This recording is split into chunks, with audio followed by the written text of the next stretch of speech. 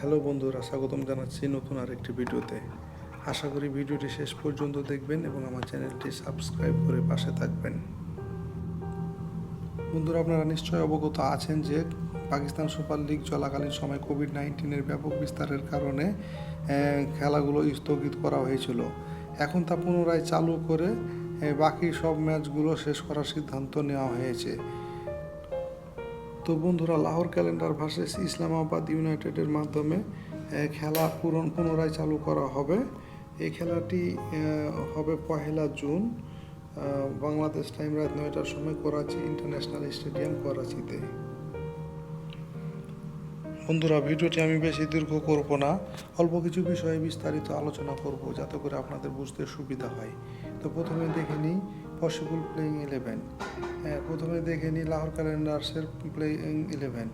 Fakhar Zaman, Sohail Akhtar, Joe Denly, Mohammad Hafeez, Ben Dunk, David Wiese, Zeeshan Ashraf, Samit Patel, Shaheen Shah Afridi, Ahmed Daniyal, Haris Rauf.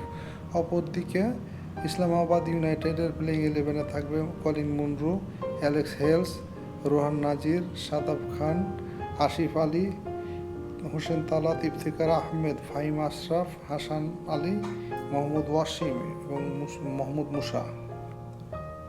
বন্ধুরা, এই ভিডিওতে আমি ড্রিম 11-এর টিম বানাবো না, আমি শুধু কয়েকটি কি প্লেয়ার্সের নাম বলে দিই। ফাখার জামান, অ্যালেক্স হেলস, মোহাম্মদ হাফিজ, হোসেন তালাত। এই 4 জন ব্যাটসম্যান রান পাওয়ার সম্ভাবনা খুবই বেশি। এই 4 জন ব্যাটসম্যানকে কি প্লেয়ার্সে রাখতে পারবেন। বন্ধুরা, এবার বলে দেবো পাওয়ার প্লেতে কত রান হবে। পাকিস্তান সুপার লিগে প্রথম 6 ওভারে রান ওপেন হয় 48 রান। 48 রান পারবে কি পারবে না, অর্থাৎ আন্ডার ওভার থাকে। তো যদি ইসলামাবাদ ইউনাইটেড ফার্স্ট ব্যাট করে তাহলে ইসলামাবাদ ইউনাইটেড 48 রান করতে পারবে, আর যদি লাহোর ক্যালেন্ডার্স ফার্স্ট ব্যাট করে তাহলে লাহোর ক্যালেন্ডার্স 48 রান করতে পারবে না। বন্ধুরা, এবার বলে দেবো কত হবে দলীয় স্কোর। বন্ধুরা, পাকিস্তান সুপার লিগে দলীয় স্কোর প্রথমে থাকে 170-এর মধ্যে, 168 অথবা 170, 172। তো ইসলামাবাদ ইউনাইটেড যদি ফার্স্ট ব্যাট করে তাহলে 170 রান করবে, তারা 170+ রান করবে। অপরদিকে লাহোর ক্যালেন্ডার যদি ফার্স্ট ব্যাট করে তাহলে 170 রান যদি দেয় তাহলে আমার মনে হয় যে তারা 170 রান করতে পারবে না। বন্ধুরা, এবার বলে দেবো কে জিতবে এই ম্যাচ। বন্ধুরা, আমার মনে হয় এই খেলাটি হাই ভোল্টেজ হতে পারে, তবে চেজিং টিম ফেভারিট থাকবে জেতার জন্য।